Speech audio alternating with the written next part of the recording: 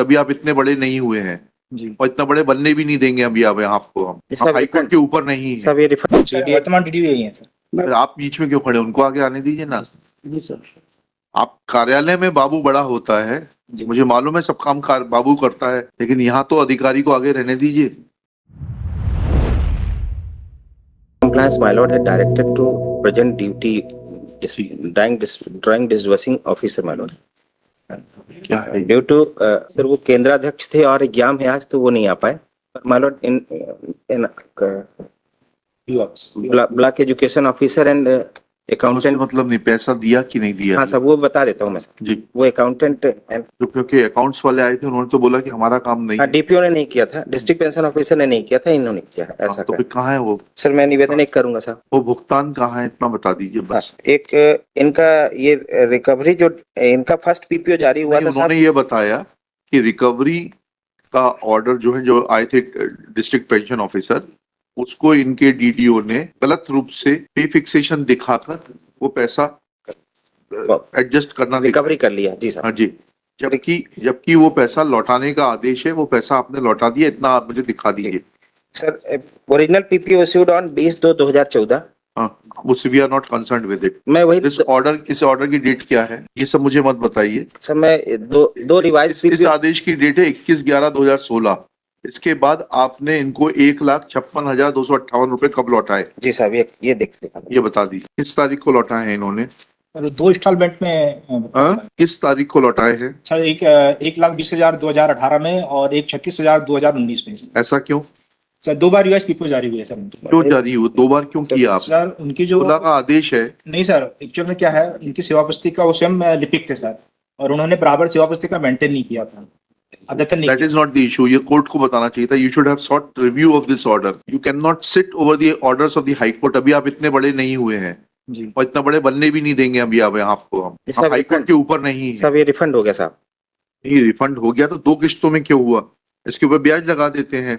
Sir ये तो amount जो है ऑलरेडी इन्होंने जो पहला रिप्लाई फाइल किया मेलर्ट, उसमें ये अब और कौन सा अमाउंट वापस होना है आपको मिस्टर भोलेनाथ शर्मा? सर अर्जित अवकाश जो उसको मिलना था पिटिशनर को, यही तो बता के गए उस दिन डीपीओ साहब कि ये जो पैसा था, अर्जित अवकाश की तो कोई बात ही नहीं लिखी है। इसमें सिर्फ लिखा है कि ये अमाउंट 1,56,258 रुपए वापस किया जाए, जो इन्होंने 2 किस्तों में कर दिया। इन्होंने 2 किस्तों में किया, उसको ब्याज दिलवा देते हैं आपको।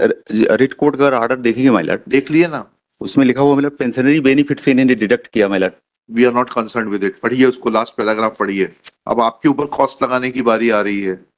Melat says the case of petitioner is squarely covered by the judgment of the Supreme Court in the matter of Rafi's Masih Kupra.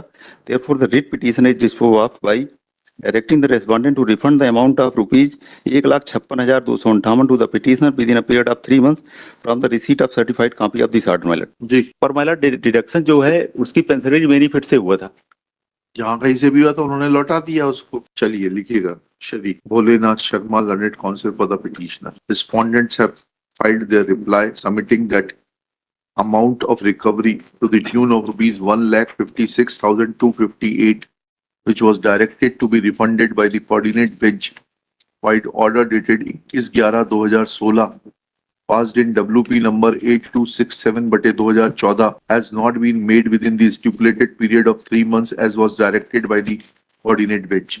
Full stop. This fact is admitted by आप किस पद पर हैं? मैं अकाउंटेंट। और आप? मैं PO हूँ सर। Block education officer. कहाँ है? डिस्ट्रिक्ट एजुकेशन ऑफिसर कहाँ है? लालपुर राम सर, बालाहाट। विकासखंड। क्यों नहीं आए वो? नहीं वो आपने डीडीओ को बुलाया था। हाँ, तो डीडीओ कौन है? वर्तमान डीडीओ यही है सर। फिर आप बीच में क्यों खड़े, उनको आगे आने दीजिए ना। जी सर।